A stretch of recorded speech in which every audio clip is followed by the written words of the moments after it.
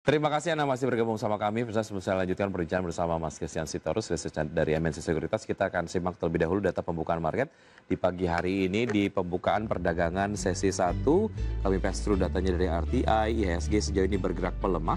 Masa di perdagangan kemarin juga mengalami pelemahan, tapi masih berada di zona 7.200-an, tapi di pagi hari ini berada di level 7.175,581, melemah 0,4%. Top gainers sejauh ini ada Antam Ratu Raja, Medco, MDK, Energi, PACK, kemudian juga Elsa dan juga INDF. Top losers ada Adaro, PGEO, TPIA, SMBR, Cuan, Fore, BBNI dan juga ADMR. Dan kita akan lihat rotasi pergerakan sektoral. Bisa sektor kesehatan sejauh ini memimpin penguatan dengan penguatan 0,27%, disusul transportasi dan juga basic industries.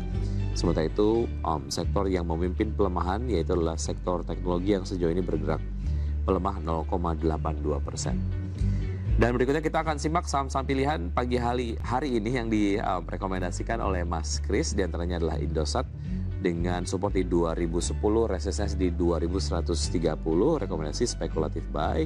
Rekomendasi yang sama juga kepada Inco dengan support di 3370 dan resistensi 3600, Antam buy on weakness dengan support di 2860, resistensi 3450, PTBA wait and see dengan support di 2840 dan resistensi di 3030.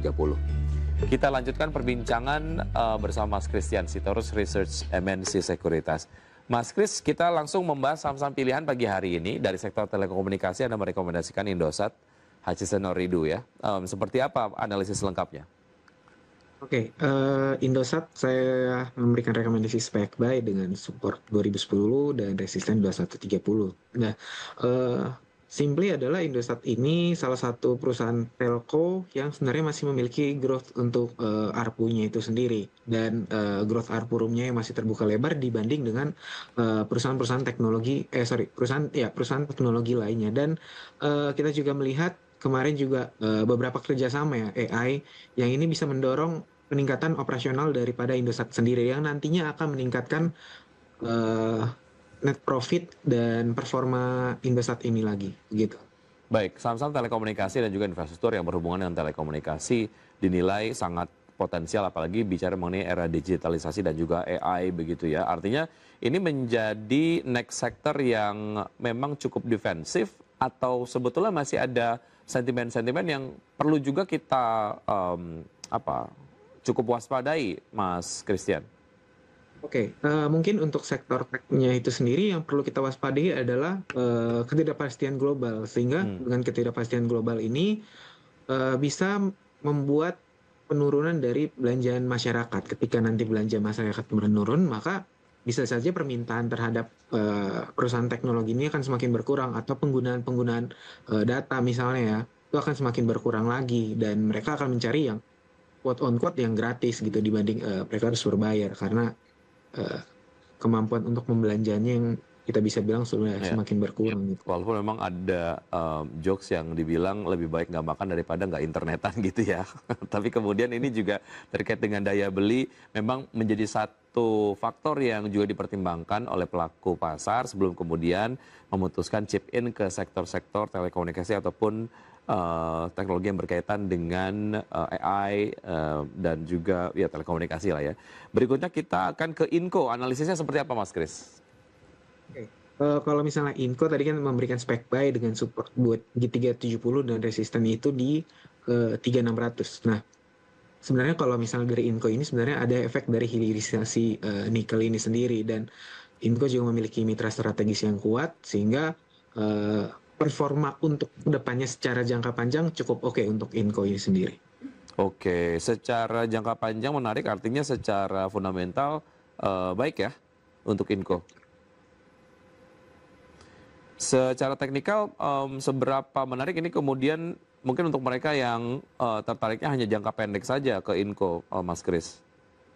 Oke, mungkin secara teknikal tadi Ya. seperti yang sudah kita berikan di 3370 dan 3600. Nah, secara teknikal ini sendiri kan supportnya itu di 3370, dan mungkin kalau untuk secara jangka pendek Inco sedikit kurang ya kalau misalnya kita lihat ya, meskipun kemarin harga nikel itu sempat turun tajam di awal tahun. Oke. Dan untuk jangka pendek, again, mungkin tidak untuk di Inco ini sendiri. Karena, Oke. again, ini adalah prospek jangka panjang, di mana permintaan baterai EV, serta sentimen positif dari konsolidasi dan kolaborasi proyek smelter yang kita lihat tahun ini sudah mulai commissioning, ini menjadi katalis positif. Dan ya, ini untuk 6 bulan sampai ke depannya sih sebenarnya. Baik, ada target di akhir tahun untuk Inco sendiri?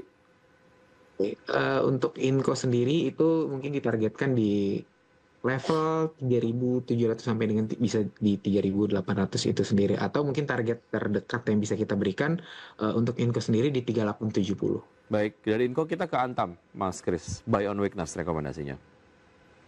Oke, untuk Antam ini sendiri diversifikasi dan harga emas yang terus meningkat ya, terutama kita lihat ini ada pengalihan nih safe haven aset, di mana tadi ada berita bahwasanya ada serangan Israel dan juga Iran, dan ini memberikan sentimen yang menguat untuk emas ini semakin menguat lagi gitu.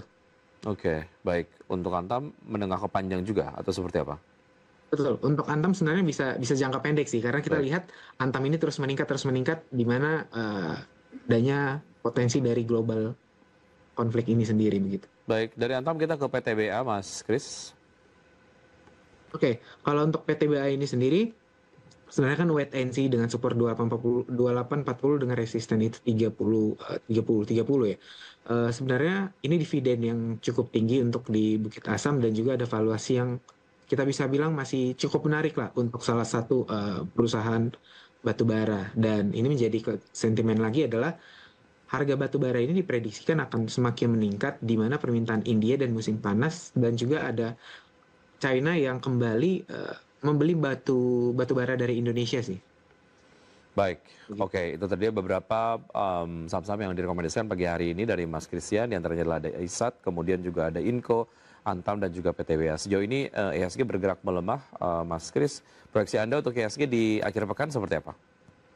Oke, kalau misalnya kita lihat ya, IHSG hari ini itu melemah ke level 7.180 lah ya, kita bisa bilang. Nah, melihat dari pergerakan dari 2 hari belakangan ini ya, IHSG sebenarnya masih didominasi oleh tekanan jual. Dan ini kita bisa bilang cenderung untuk terus meningkat.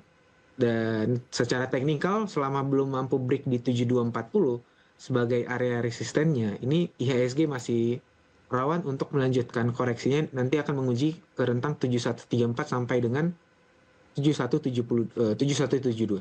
Baik, oke. Terima kasih Mas Kris atas informasi yang Anda sudah sampaikan. Semoga ini dapat menjadi referensi pelaku pasar dalam melaksanakan strategi investasinya hari ini. Sukses selalu dan sehat selalu untuk Anda, Mas Kris. Sampai jumpa. Terima kasih. Baik.